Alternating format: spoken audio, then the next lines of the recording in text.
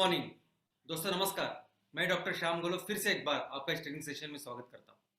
मैं आशा करता हूं कि आप सभी लोग स्वस्थ हैं और आप अपने साथ अपने परिवार का यानी घर का परिवार और एमसीएल परिवार दोनों का ख्याल रख रहे हैं।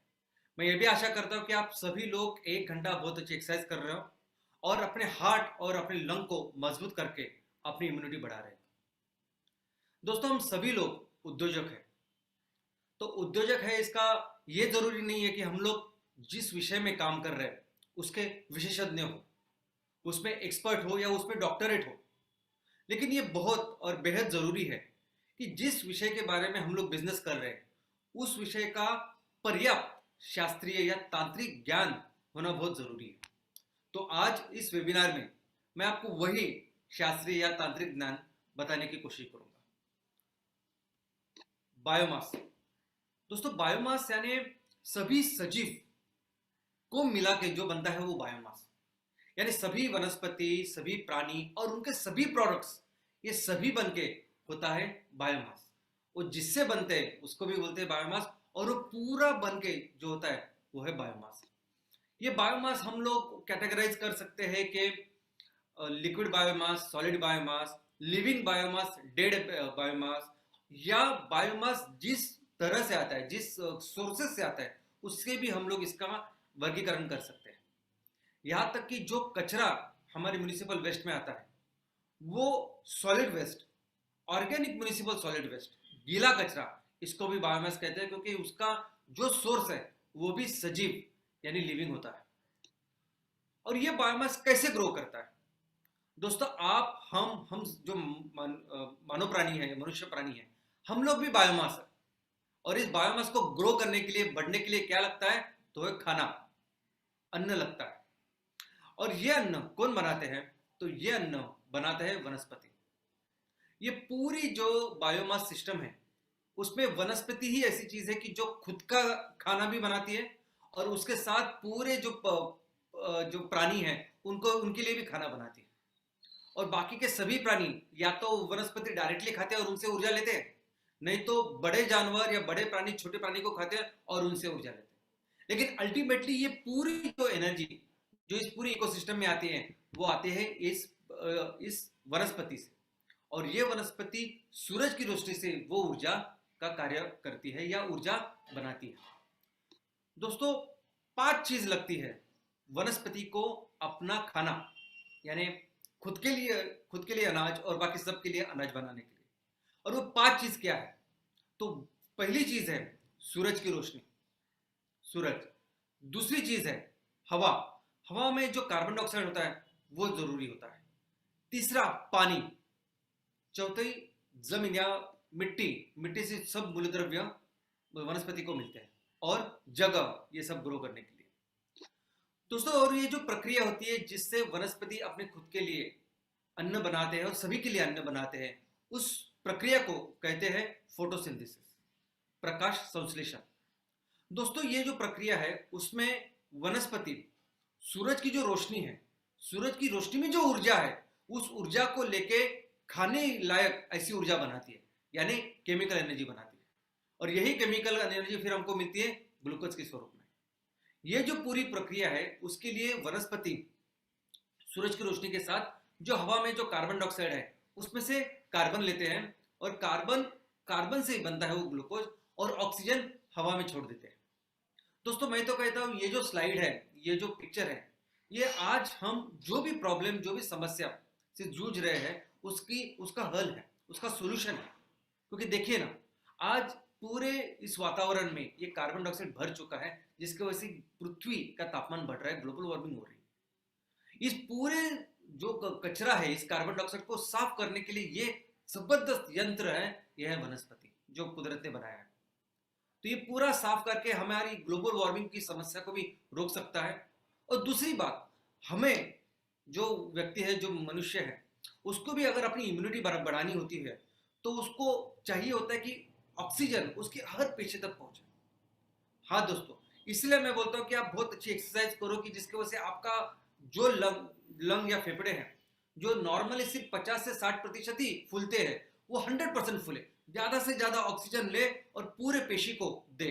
और पूरे पेशी को ऑक्सीजन देने के लिए हार्ट बहुत अच्छी पंपिंग करे और उसमें वो बहुत अच्छी मजबूत हो। मेडिटेशन का भी काम ये होता है। मेडिटेशन में भी हम लोग ज़्यादा से ज़्यादा ऑक्सीजन लेते हैं और ज़्यादा से ज़्यादा ऑक्सीजन इस पेशियों को देते हैं, जो बहुत ही ज़रूरी होता है उनके अच्छे कार्य के लिए। दोस्तों देखिए नहीं, ये ऑक्सीजन देने का काम भी ये वनस्पति करते हैं। और इस वनस्पति को लगता है पानी। लगभग ये पूरे बायोमास बनता है पानी से। हमारे पृथ्वी के ऊपर भी अगर आप देखोगे तो 70% से ज्यादा पानी, 71% पानी है और 29% जमीन है। वैसे ही हमारे में भी है। हम जो मनुष्य प्राणी हैं, आप मैं, हम लोग भी बने हैं पानी से। हमारे अंदर भी 70% पानी होता है और सिर्फ 30% होता है सॉलिड मैटर। वैसे ही जो नेपियर ग्रास जिसकी खेती हम लोग कर रहे हैं, उस खेती में, उस नेपियर ग्रास में भी 60 से 70% पानी होता है। दोस्तों ये जो बायोमास है, ये बायोमास आज पृथ्वी के ऊपर जो भी ऊर्जा आपको नजर आती है उसका मूल स्रोत है। कोई भी ऊर्जा, कोई भी ईंधन अगर आपको दिखाई देता है तो उसका उसका उगम होता है बायोमास से। आप कोयला लीजिए, आप क्रूड गैस लीजिए, आप प्राकृतिक गैस है, नेचुरल गैस लीजिए, और इस ऑयल से बनते जो पेट्रोल, डीजल, एलपीजी, ये सब कुछ आता है बायोमास से। तो समझिए कि ये पूरी जो एनर्जी ये आती है सूरज की एनर्जी से। और कैसे बनता है ये क्रूड ऑयल और नेचुरल गैस? तो दोस्तों करोड़ों साल पहले, यानी 50 से 100 करोड़ साल पहले, उस टाइम पे जो जीवित बायोमास था, यानी जो वनस्पति थे, जो प्राणी थे, वो बाद में मरने के बाद, मृत होने के बाद, वो नीचे जमीन में दफना दिए गए, दफन हो गए नेचुरली। और उसके ऊपर फिर मिट्टी चढ़ गई, उसके ऊपर फिर और मिट्टी चढ़ गई, फिर रॉक्स यानी पत्थर तैयार हुए, और ऐसा करके करके अंडर हाई प्रेशर और टेम्परेचर ये सब जो बायोमास था उससे बन गया क्रूड ऑयल, और उससे बना प्राकृतिक गैस। ये जो उसमें कार्बन था उससे बना हाइड्रोकार्बन। और आज की तारीख में हम लोग क्या करते हैं? तो आज की तारीख में सिर्फ हम लोग बड़े बड़े कुएं बनाते हैं और उससे ये जो प्राकृतिक गैस या क्रूड ऑयल है उसको निकालते हैं। ये जो ऑयल एंड गैस इंडस्ट्री में जो काम करने वाली कंपनियां हैं वो क्या करती है? तो ये ऐसी जगह पे जहां इस ऑयल या गैस मिलता है वहां बड़े बड़े अपने कुएं तैयार करती है और उस कुएं में से ये क्रूड ऑयल और गैस निकालती है और बाद में इसको रिफाइनरी भेज के अलग अलग प्रोडक्ट्स बनाती है। तो दोस्तों यहां तक कि अपनी जो इलेक्ट्रिसिटी है, जो बिजली है हमारे घर में, अभी ये जो रोशनी है, ये जो स्क्रीन देख रहे हैं आप, ये सब कुछ जो बिजली है ये भी आती है बायोमास से। क्योंकि पूरी दुनिया में 80% से ज्यादा बिजली आज भी बनती है फॉसिल फ्यूल से, यानी कोयला, प्राकृतिक गैस और क्रूड ऑयल से। यहां तक कि हमारे देश में भी लगभग 75% बिजली बनती है इस फॉसिल से, यानी बायोमास से। दोस्तों ये बायोमास, ये वनस्पति ही बेसिक एनर्जी है जो पूरी दुनिया को रोशन करती है, ऊर्जा प्रदान करती है। तो चलिए देखते हैं कि बायोमिथेनाइजेशन यानी क्या।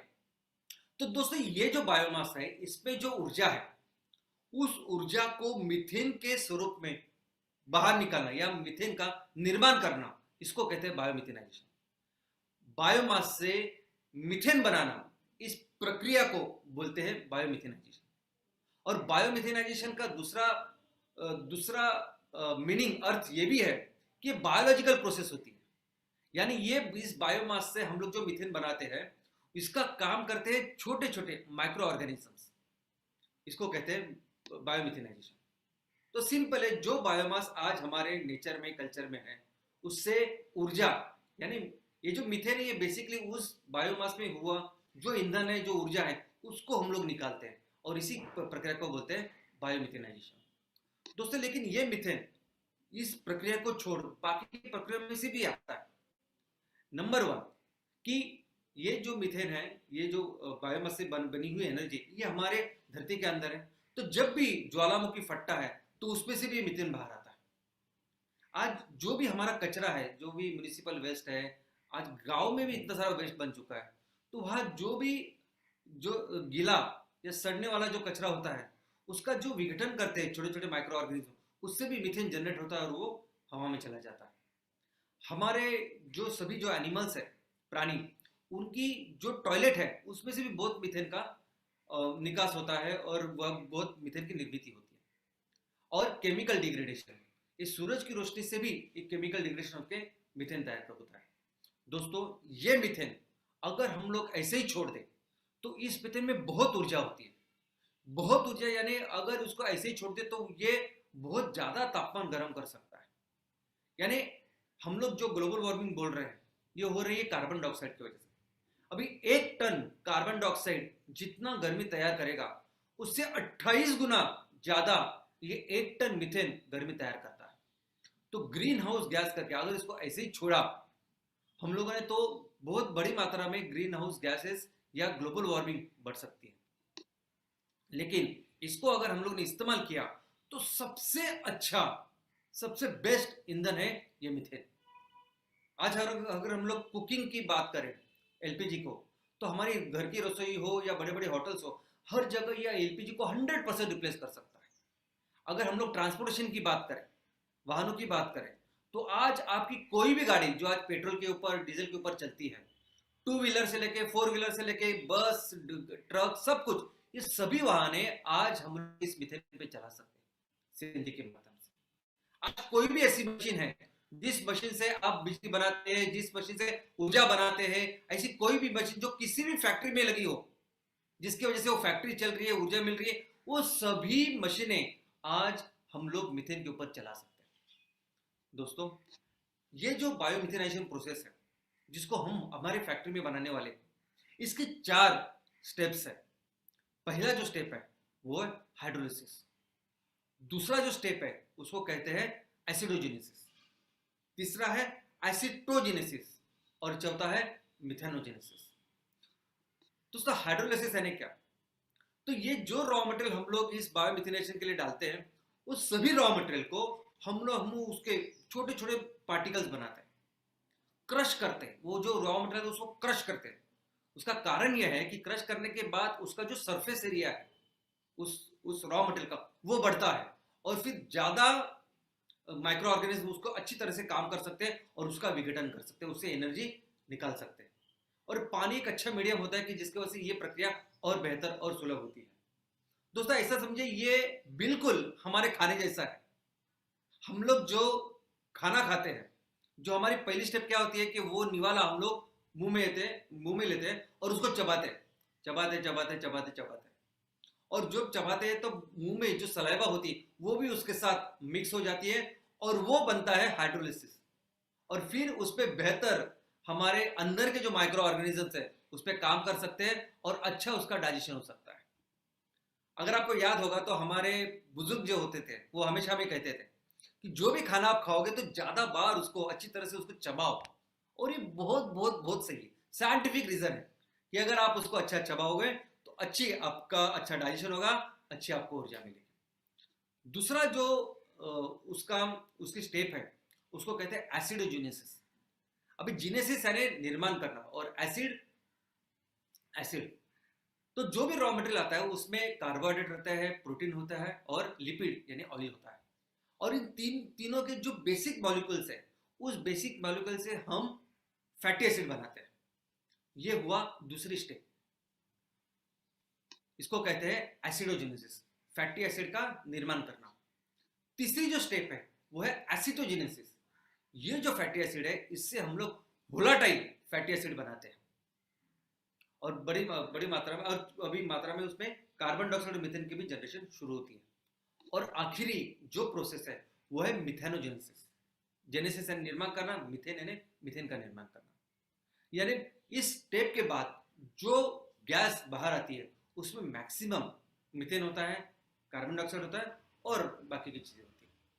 तो दोस्तों, जो भी ये 4 स्टेप के बाद, इस प्रक्रिया के बाद जो बायोगैस बनता है उसका अगर आप कंपोजिशन देखोगे तो लगभग 60% उसमें मीथेन होता है, लगभग 32 से 35% तक उसमें कार्बन डाइऑक्साइड होता है, उसमें 2 से 5% में उसमें वाफ होती है, हवा की वाफ होती है, पानी होता है, और बाकी के भी छोटे छोटे उसमें गैसेस होते हैं जैसे अमोनिया।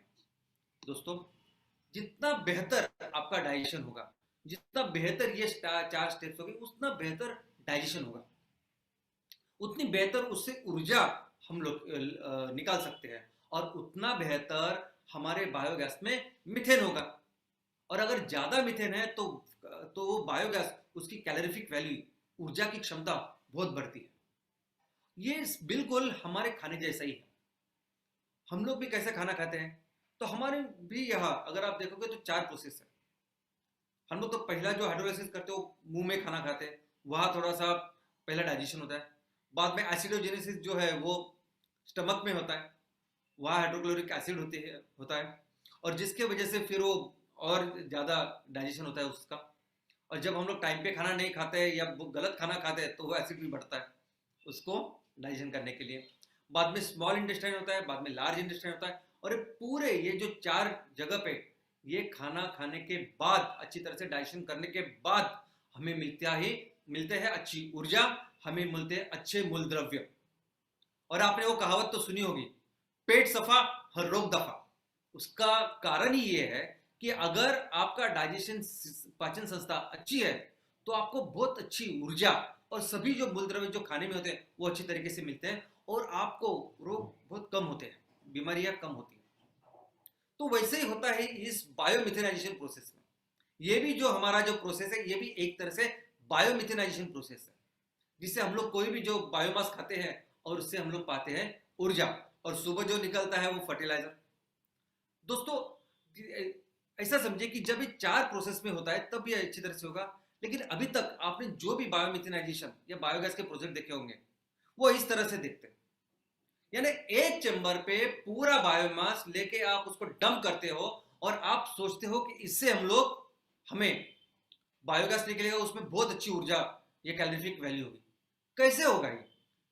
हमें हमेशा ऐसे बोला जाता है कि देखो ऐसी प्रोसेस होती है बायोगैस की कि आप रॉ मटेरियल लीजिए, उसको टुकड़े कीजिए, उसका साइज रिडक्शन कीजिए, प्री ट्रीटमेंट यानी पानी डालिए, हाइड्रोलिसिस कीजिए और फर्मेंटेशन के लिए डाल दिए, फिर आपको मिलेगा बायोगैस। कैसे होगा ये बताइए?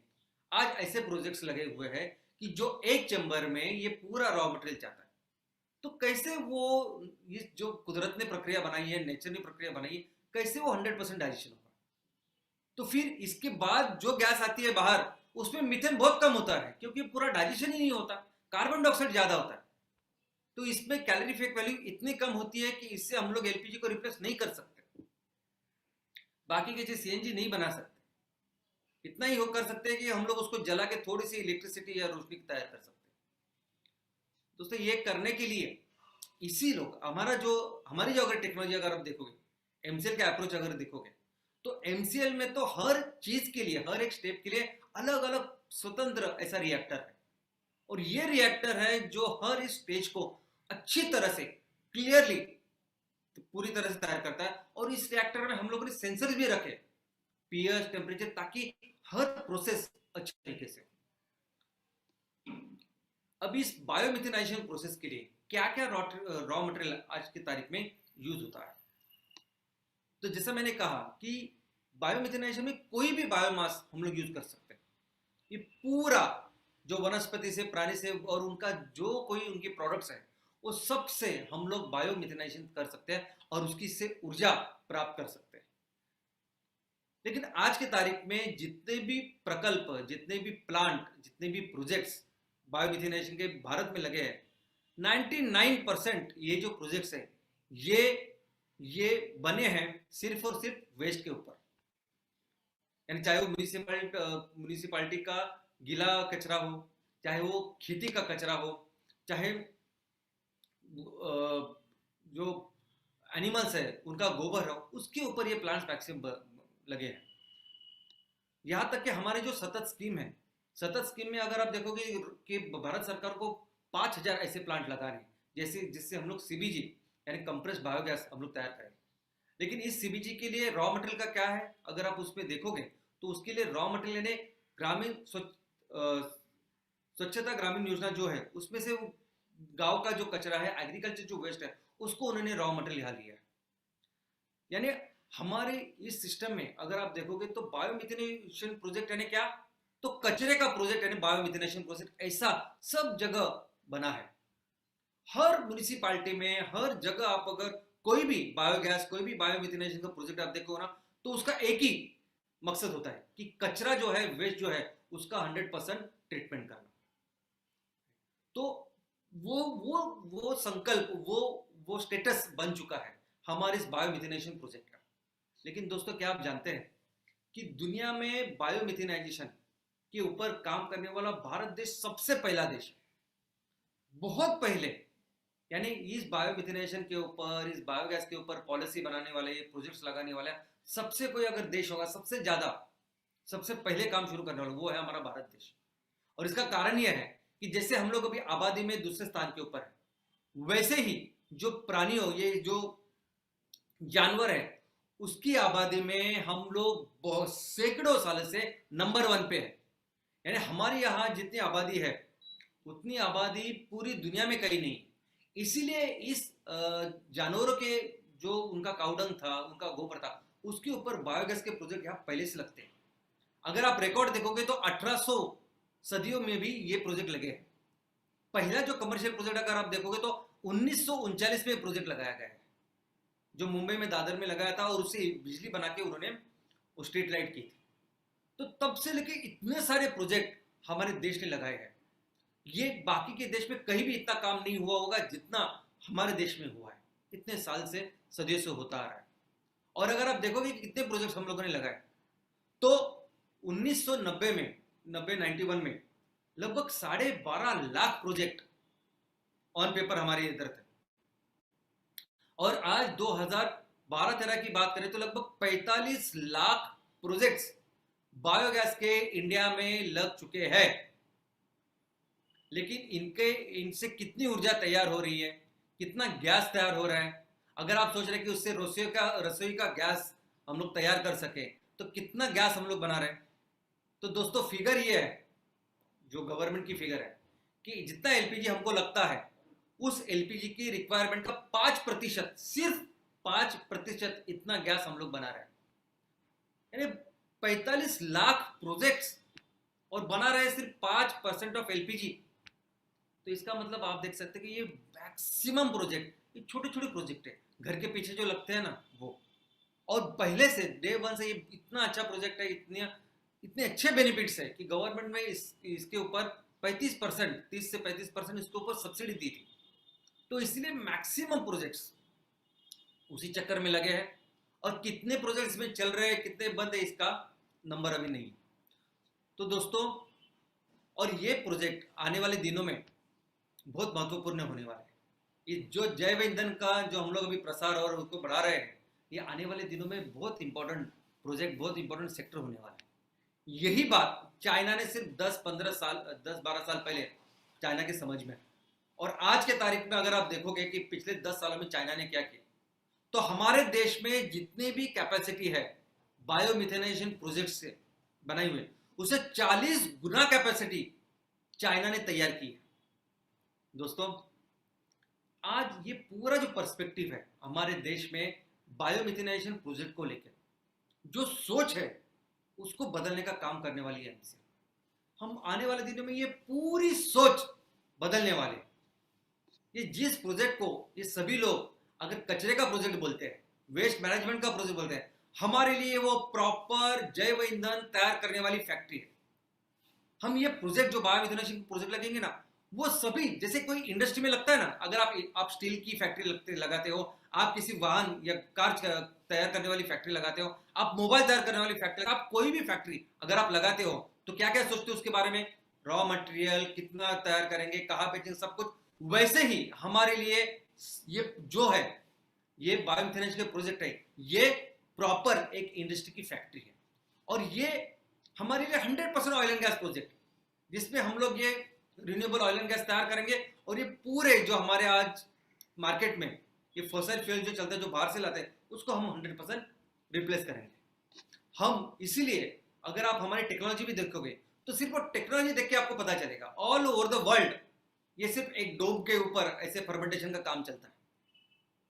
अभी कुछ देश है जो अभी बेहतर कर रहे हैं, लेकिन एमसीएल की तरफ देखिए, एमसीएल की अगर ये टेक्नोलॉजी भी देखेगी तो आपको समझ में आएगा कि इस चीज के लिए, इस सेक्टर के लिए हम लोगों ने कितनी तैयारी की है।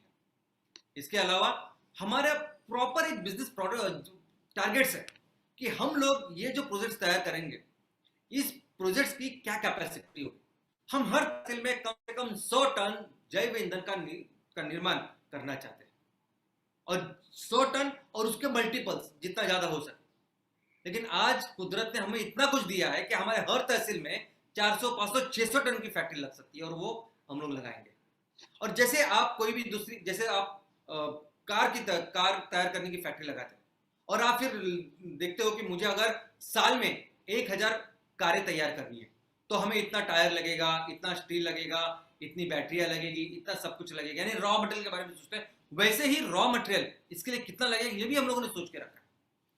कौन सा रॉ मटेरियल लगेगा, कितना रॉ मटेरियल लगा, कितने हेक्टर के ऊपर हम लोग ये रॉ मटेरियल करवा के लेंगे, और ये प्रॉपर, जैसे वहां आप स्टील कहां से लेते हैं, वेंडर से लेते हो, उनको पैसे दे, वैसे ही हम अपने किसान भाइयों से ये रॉ मटेरियल प्रॉपरली कमर्शियली तैयार करके लेंगे। और ये जो रॉ मटेरियल उसका नाम है नेपियर ग्रास। अब ये नेपियर ग्रास कितना आएगा, किसानों को कितना फायदा होगा, ये भी बहुत ही क्लियर है। आज पूरे भारत में कहीं भी आप जाओगे और नेपियर ग्रास को देखोगे, हत्ती गवत, राजा गवत, सब कुछ, तो ये कम से कम 300 टन प्रति हेक्टर उपजाऊ जमीन में आता है। लेकिन जैसे जैसे अभी नेपियर ग्रास की बेहतर बेहतर वैरायटीज आ रही है, तो उपजाऊ जमीन में आराम से वो 500 टन पर हेक्टर प्रति साल ये आता है, और इसको हम 1000 रुपया प्रति टन के हिसाब से खरीदने वाले। तो हम अपने किसान भाइयों को 3 लाख से 5 लाख रुपए प्रति हेक्टर हम लोग देने वाले।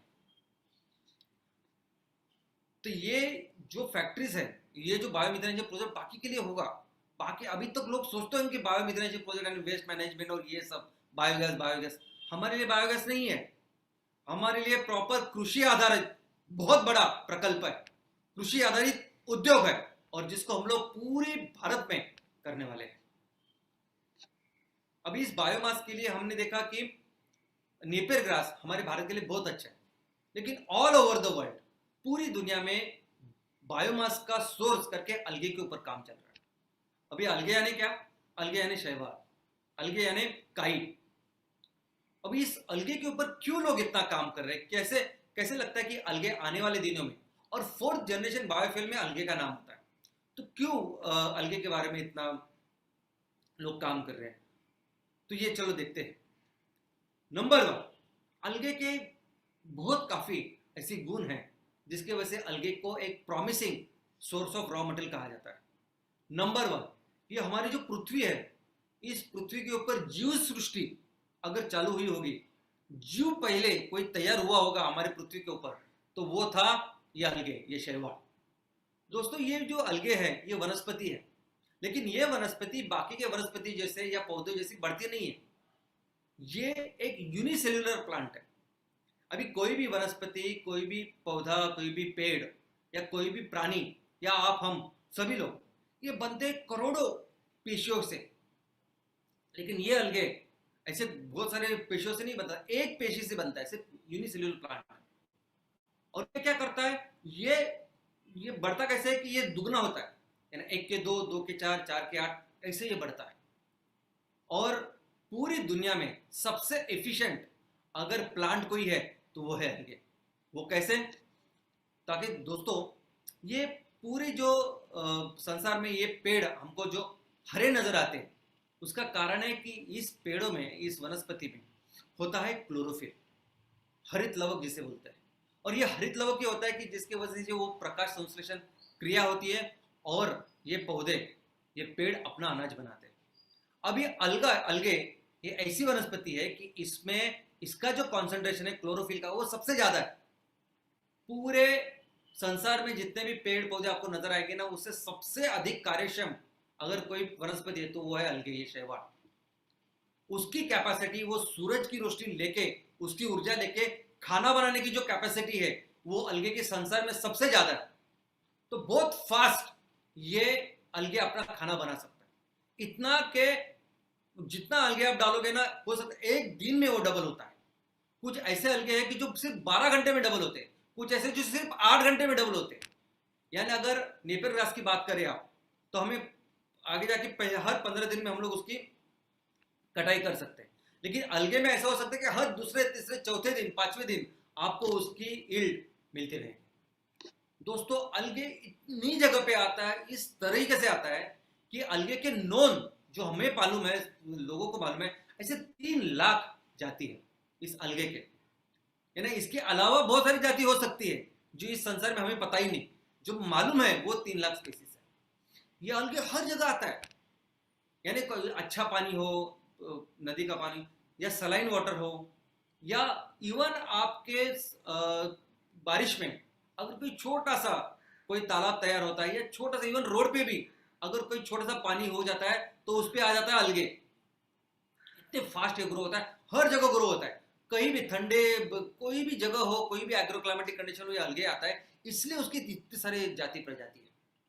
और दोस्तों इस अलगे में होता है ऑयल, इसलिए जब वो ऑयल उस अलगे से जब हम लोग फिसलते क्यों है, क्योंकि उसमें ऑयल होता है। और ये इसका कारण ये है कि बहुत छोटे छोटे लेयर पे भी ये आता है, क्यों है, क्योंकि अलगे को इस शैवाल को आने के लिए पानी का सिर्फ ऊपर का 1 सेंटीमीटर इतना ही भाग चाहिए होता है, वो नीचे नहीं ग्रो होता, वो सिर्फ ऊपर ही अपना लेयर बनाता है। 1 सेंटीमीटर इतना पानी रहा ना तो भी अलगे आएगा, तो इसीलिए हर जगह पर ये आता है। और लगभग 72 ऐसी चीजें हैं, फैक्टर्स है, जो अलगे की ग्रोथ कंट्रोल करते हैं। यानी बहुत स्पेसिफिक, बहुत ही विशिष्ट ऐसी वनस्पति जिसको इतने सारी चीजें लगती है या कंट्रोल करती है, जिसमें माइक्रोन्यूट्रिएंट्स है, मैक्रोन्यूट्रिएंट्स है, कार्बन डाइऑक्साइड कितना चाहिए, ऑक्सीजन टॉक्सिसिटी नहीं होनी चाहिए, वो लेयर बदलनी, जैसी बहुत सारी चीजें इसमें आती है। पूरी दुनिया में अलगे की खेती होती है, आज भी पूरी दुनिया में अलगे की खेती हो रही है। अलगे की खेती अगर आप देखोगे तो ओपन ऐसे जो तालाब बनाते हैं उसमें भी हो रही है, लोगों ने उसके लिए स्पेशल ट्यूब्स बनाए हैं, और जहाँ जिस तरीके से पॉसिबल है उस तरीके से होता है। एक स्पेसिफिक जो सिस्टम है जो इस अलगे की ग्रोथ या कल्टीवेशन या खेती करते हैं, उस सिस्टम को कहते हैं फोटो बायोरिएक्टर सिस्टम। उसमें क्या होता है, जैसे अपने रिएक्टर है बहुत बड़े बड़े, वैसे ही उन्होंने प्लास्टिक के और या कांच के ऐसे ट्यूब्स बनाए हैं, जिसमें वो अलगे की ग्रोथ करते हैं, अलगे को बढ़ाते हैं, और इस अलगे के उस कांच के ऊपर ये ट्रांसफर होती है, और उसके ऊपर सनलाइट काम करती है, और उसी से अलगे अपना खाना बनाती है, इसलिए उसको फोटो बायोरिएक्टर बोलते हैं। दोस्तों ये सिस्टम पूरी दुनिया में इसका उपयोग करते हैं, और ये हर तरह के इसके बहुत सारे प्रकार हैं। यानी ये हॉरिजॉन्टल भी हो सकते हैं जैसा आप देख रहे हैं, ये वर्टिकल हो सकते हैं, ये स्लैंटिंग हो सकती है, और इसके अलग अलग शेप भी हो सकते हैं। दोस्तों हमारे देश में भी इस अलगे को तैयार करते हैं, इस अलगे की खेती करते हैं। तो किसके लिए ये अलगे की खेती करते हैं, ये भी समझना जरूरी है। अलगे एक सुपर फूड है। अलगे जो वनस्पति है ना, आप सोच नहीं सकते इतनी अच्छी अच्छी चीजें इस शैवाल में, इस अलगे में। जिस ऑयल की मैं बात कर रहा हूं, ओमेगा 3, ओमेगा 6, ऐसे बहुत इसेंशियल ऑयल्स जो जरूरत होते हैं हमारी इम्यूनिटी के लिए, वो इस अलगे में है। प्रोटीन, यानी आपके चिकन में, अंडे में कहीं भी इतना प्रोटीन नहीं होगा जितने इस अलगे में है। कई सारे ऐसे मूलद्रव्य इस अलगे में है जो बाकी की जगह पे आपको प्राकृतिक मिलेंगे ही नहीं। इतना सुपर फूड है ये अलगे, इतनी सारी चीजों को वो तैयार कर सकता है और हमें दे सकता है, प्रदान करता है। दोस्तों एक अभी कोई भी बीमारी अगर हमको होती है, उसके ऊपर हम लोग दवाई लेते हैं, वो दवाई में टैबलेट्स होती है, इंजेक्शन होती है, ये सभी दवाई को मिलकर जो सेक्टर बना हुआ है उसको कहते हैं हम लोग फार्मास्यूटिकल सेक्टर। लेकिन आपको कोई बीमारी हो ही ना, आपकी इम्यूनिटी बढ़े, आपकी पावर बढ़े, और आप किसी भी बीमारी से आगे रहे, इसके लिए जो न्यूट्रिशन आज मिलता है मार्केट में, उसका एक बड़ा सेक्टर बन चुका है जिसको कहते हैं न्यूट्रासिटिकल। तो एक दूसरा अलग सेक्टर है जो फार्मास्यूटिकल सेक्टर नहीं है, न्यूट्रासिटिकल सेक्टर, और उसमें वो सब ये अलगे वगैरह सुपर फूड्स होते हैं कि जिसकी वजह से आपकी इम्यूनिटी बहुत बढ़ती है। और अलगे आज तक अभी पूरी दुनिया में जो तैयार होता है, जिसकी खेती करते हैं, वो सिर्फ न्यूट्रासिटिकल के लिए करते हैं। हमारे देश में भी अगर आपने सुना होगा स्पिरुलिना, तो ये है अलगे। दोस्तों इस अलगे के कई प्रकार हैं, और इस अलगे के बेस पे कई सारे सुपर फूड के प्रोडक्ट्स आज पूरी दुनिया में मिलते हैं, अपने भारत में भी मिलते हैं, और ये बहुत महंगे भी होते हैं, इतने अच्छे ये अलगे हैं। लेकिन आने वाले दिनों में ये अलगे हमें बायोमास करके भी काम आने वाले हैं। इस अलगे के ऊपर एमसीएल ने बहुत काम कर चुका है, और आगे आने वाले दिनों में शायद इसके प्रोजेक्ट्स हम लोग करेंगे। और एक प्रश्न बार बार आपके मन में आता होगा कि ये बायोमिथेनाइजेशन जो प्रोसेस है, या बहुत सारे लोग पूछते हैं कि कितना मीथेन बनता है, कितना, अगर हम लोग ये नेपियर ग्रास लगाएंगे तो उसमें से कितना सीएनजी निकलेगा, ये भी प्रश्न बार बार आपको आता होगा, तो ये भी समझाने की मैं कोशिश करता हूँ। दोस्तों, ये जो मीथेन बनता है तो कितना मीथेन बनेगा, आप अगर जो बायोमास डालोगे, जो रॉ मटेरियल डालेंगे, उसमें से कितनी ऊर्जा, कितना सीएनजी बनेगा, ये ये जिसके ऊपर निर्भर है उसका नाम है ड्राई मैटर। ये निर्भर करता है, ये डिपेंड होता है ड्राई मैटर के ऊपर कि आपके बायोमास में कितना ड्राई मैटर है। जैसा मैंने कहा कि ये पूरा बायोमास में अधिकतर पानी होता है, तो जितना बचा हुआ ड्राई मैटर है वो डिसाइड करता है कि कितनी गैस बनेगी। और जितना ड्राई मैटर होता है उसके 35% बनती है क्रूड बायोगैस। और जो बायोगैस होता है उसमें कितना मीथेन होगा, वो अगर आप देखोगे तो उसकी एक रेंज है। यानी जो क्रूड बायोगैस में 45 से लेके 65% तक हो गया मीथेन, और 30 से लेके 40% तो होगा कार्बन डाइऑक्साइड और बाकी की चीज़ें। लेकिन आज हम लोग जो काम कर रहे हैं, जो नेपियर गैस का और बायोमिथेनाइजेशन का, उसमें से जो क्रूड गैस तैयार होगा उसमें मीथेन ये 60-65% होगा और कार्बन डाइऑक्साइड बाकी का होगा दोस्तों। और जब हमें इसको प्रोडक्ट करके बेचना है, सीएनजी करके बेचना है, तो उस सीएनजी में हमें 90% यानी 90% इतना मीथेन चाहिए होता है। जो गवर्नमेंट की नॉर्म्स है, गवर्नमेंट के जो स्पेसिफिकेशंस है इस प्रोडक्ट के बारे में, उसमें 90% उसमें मीथेन होना चाहिए। तो और ये जो मीथेन है यानी 90% मीथेन होना चाहिए, तब वो बनता है सीएनजी। लेकिन अगर इसमें 90% से ज़्यादा मीथेन है तो एक बेहतर सीएनजी करके सामने आता है।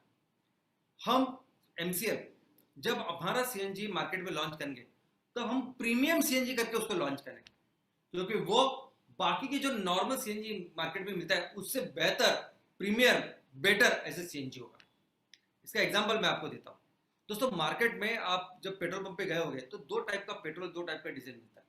एक नॉर्मल डीजल, नॉर्मल पेट्रोल, और दूसरा प्रीमियम पेट्रोल डीजल, उसको बोलते हैं स्पीड, पावर। तो कैसे ये प्रीमियम होता है, तो पेट्रोल में होता है ऑक्टेन नंबर और डीजल में होता है सीटेन नंबर। तो ये जो प्रीमियम डीजल होता है ना, उसमें ज्यादा सीटेन नंबर वाला डीजल होता है, ज्यादा ऑक्टेन नंबर वाला पेट्रोल होता है। ये अगर ज्यादा ऑक्टेन सीटेन वाला फ्यूल ईंधन अगर आप कार में डालोगे तो आप जैसे गाड़ी चालू करोगे, इग्निशन करोगे, तभी आपको पता चलेगा कि इग्निशन कितना स्मूथ हो गया। जब आप पिकअप लोगे तो आपको पता चलेगा यार कितना अच्छा ईंधन है, कि पिकअप कितना बेहतर है, और आपका जो एवरेज है वो भी बढ़ता है, इंजन की लाइफ भी बढ़ती है। वैसे ही होगा अपने सीएनजी के साथ।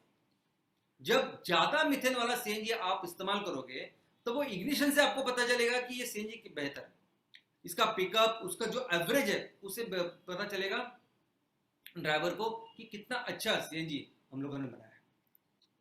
तो दोस्तों, आज पूरे भारत में जो भी बायो सीएनजी के प्रोजेक्ट के ऊपर लोग काम कर रहे हैं, उसके लिए स्पेसिफिक रॉ मटेरियल यानी पाउडर यानी गोबर का इस्तेमाल करते हैं। अभी इस गोबर में 80 से 85% पानी है, यानी 15 से 20% ही सिर्फ उसमें सॉलिड कंटेंट है, ड्राई मैटर है। और अगर उस गोबर में अगर पानी कोई मिलाता है तो और वो कम हो जाता है ड्राई मैटर। तो सोचिए वो डालने के बाद 1 टन में अगर सिर्फ 15% सॉलिड मैटर है तो उससे कितना बायोगैस और कितना मीथेन निकलेगा। और हमारे नेपियर ग्रास में 30 से 35%, 40% तक उसमें ड्राई मैटर होता है। तो दोस्तों, अगर आप ये देखोगे कि हम लोग 35% अगर उसमें ड्राई मैटर रखते हैं तो 1000 किलो यानी 1 टन जब नेपियर ग्रास हम लोग लेंगे तो उसमें ड्राई मैटर होगा 35% यानी 350 किलो, बाकी का होगा पानी। और इस 350 किलो में से 35% में से क्रूड गैस कितने निकलेगा, तो उसका 35% यानी 122.5 किलो। और इस क्रूड गैस में मीथेन कितना होगा, तो मीथेन होगा 60%, 60%, तो होगा लगभग 73.50 केजी इतना होगा। और इसको प्रॉपरली जब हम अपना प्रीमियम सीएनजी करके बेचेंगे तो लगभग 80 किलो तक ये हमें अपना प्रोडक्ट मार्केट में बेचने लायक ये बना के देगा। तो ये ग्रॉस ऐसी सिस्टम है और इसको हर स्टेप पे हम लोग बेहतर करेंगे। और जब आपके प्रोजेक्ट चुने होंगे तो मुझे लगता है आप इसको और बेहतर जानोगे। ये रहा बायोमिथेनाइजेशन प्रोजेक्ट, ये रहे वो प्रोजेक्ट जो हम लोग कर रहे हैं। लेकिन दोस्तों आने वाले दिनों में इस क्षेत्र में हम लोग बहुत बड़े लेवल पे कुछ प्रोजेक्ट्स करने वाले हैं। एक फ्यूचर प्रोजेक्ट्स हम लोग करेंगे, आप लोग करोगे। चलो देखते हो कौन से प्रोजेक्ट्स हैं। नंबर 1, ये सीवेज ट्रीटमेंट प्लांट जो होते हैं, एसटीपी प्लांट।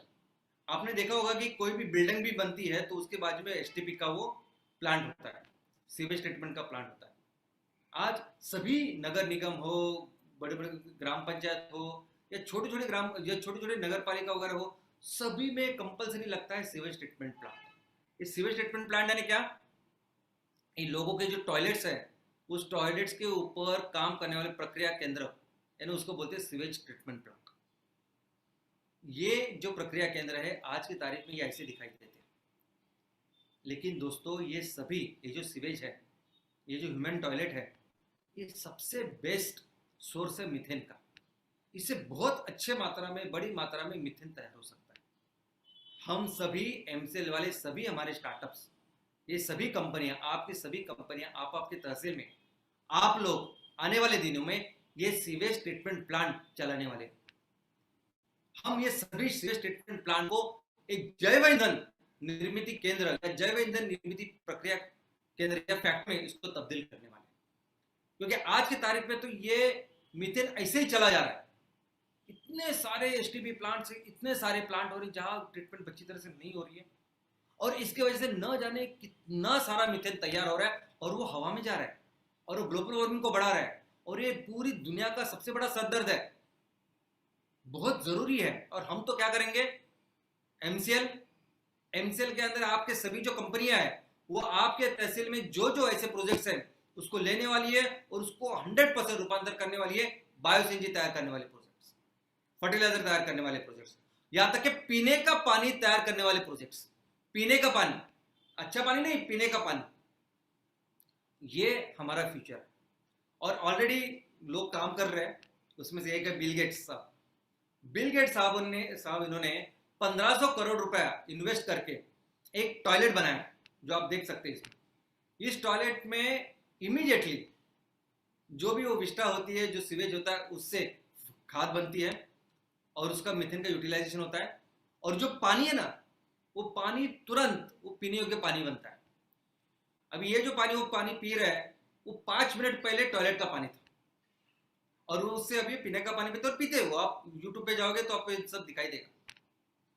ये एक एस्टैब्लिश्ड वैसे टेक्नोलॉजी पानी तैयार करने की। सिंगापुर ऐसा देश है कि जहां इस सीवेज ट्रीटमेंट प्लांट से पीने योग्य पानी बनाया जाता है। हमें भी एमसीएल को ऐसे प्रोजेक्ट पूरे भारत में लगाने हैं। अलगे जिस जगह पे ये नेपियर घास नहीं होगा वहां हम लोग अलगे की खेती करें।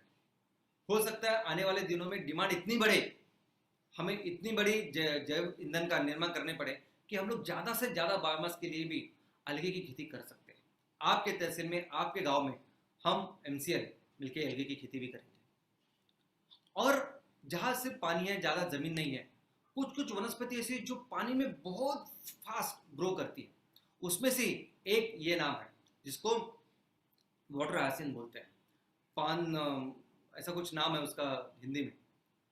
ये जो वनस्पति है ये आज की तारीख में जहाँ जहाँ ये बढ़ती है वहाँ के नगर निगम, वहाँ के लोगों को, गांव वालों को ये परेशानी है, ये हेडेक है, सरदर्द है, क्योंकि बहुत बढ़ती है और रुकती नहीं। जैसे मैं केरला में गया था, केरला में अगर आप जाओगे तो केरला में बहुत बड़े बड़े वाटर कैनल्स है और वहाँ बहुत बड़ा प्रॉब्लम है कि इसको वाटर हायसिंथ को निकलना। लेकिन एमसीएल के प्रोजेक्ट्स के लिए ये सब बायोमास है, ये सब रॉ मटेरियल है। यहाँ तक कि कुछ ऐसी चीज, ऐसी प्रदेश कि जहाँ पानी है, पानी का सोर्स है, तो वहाँ हम लोग इसको लगा भी सकते हैं कि जिससे उसे इनकम, अच्छा रॉ मटेरियल हमारे किसानों को मिलेगा। सीवीड दोस्तों, समुद्र में कुछ ऐसे तरह के वीड्स है, ऐसे तरह के अलगे जो बहुत फास्ट ग्रो होते हैं। और ये अंतरराष्ट्रीय रिपोर्ट है कि हमारे यहाँ जो रामेश्वर है, रामेश्वर का ये फोटोग्राफ है, वहाँ के समुद्र में बहुत फास्ट ग्रो होने वाली एक सीवीड है जिसका एक्चुअल कल्टीवेशन कर सकते हैं हम। यानी अगर कोई गांव, कोई तहसील समुद्र को लग के है तो वह समुद्र के अंदर हम लोग इस वनस्पति को तैयार कर सकते हैं, उसकी खेती कर सकते हैं। और ये पूरा बायोमास जो आपको दिख रहा है वो पूरा हम लोग अपनी फैक्ट्री में लेके जा सकते हैं और उसे ईंधन बना सकते हैं। नेक्स्ट रेवोल्यूशन दोस्तों, हमने अभी देखा कि कैसे बायोमास से हम लोग वो प्राकृतिक गैस जो कुदरत ने बनाई है अंदर, उसको हम लोग फैक्ट्री में बनाएंगे और उससे वो मीथेन, उससे वो सीएनजी सब कुछ बनाएंगे। वैसे ही कुदरत ने जो क्रूड ऑयल बनाया है, वैसे ही क्रूड ऑयल हम लोग आने वाले दिनों में आपके फैक्ट्री में बनाने वाले हैं। जिस बायोमास जो नेपियर गैस आप लोग तैयार कर रहे हैं, कल हो सकता है उससे हम लोग, हो सकता नहीं करेंगे, उससे हम लोग बायो क्रूड ऑयल बनाएंगे। तो आज एक जेट फ्यूल है, कुछ ऐसे एप्लीकेशन है कि जहां लिक्विड फ्यूल ही लगने वाले हैं। जैसे विमान में आपको लिक्विड फ्यूल ही लगेगा, वहाँ गैस नहीं उसका इस्तेमाल हो सकता। तो वहाँ हम लोग ये बायोजेट फ्यूल ये लोग तैयार करेंगे और बेचेंगे। लेकिन इससे हम लोग वही green vitriol, green diesel, green LPG भी तैयार कर सकते हैं और हमारे लोगों को दे सकते हैं। और ये होगा नया रेवोल्यूशन, नई क्रांति जो हम लोग करने वाले हैं। दोस्तों, हमारे देश में कुदरत ने इतना कुछ दिया है कि हम लोग पूरे दुनिया के लिए फिर से एक बार सबसे ज्यादा ईंधन तैयार करने वाला, सबसे ज्यादा खाना अनाज तैयार करने वाला ऐसा देश बनने ही वाले। और दोस्तों, हम एमसीएल के माध्यम से अपने देश को फिर से एक बार वो दर्जा प्राप्त करने वाले हैं जो जिसपे हम लोग कही थे और हजारों साल तक थे। और मैं आशा करता हूं कि आप सभी लोग अपने अपने ग्राम पंचायती में, अपने अपने गांव में चलो मिलके ऐसा काम करते हैं और फिर से अपने देश को सुपर पावर बनाते हैं, सुजलाम सुफलाम बनाते हैं। धन्यवाद।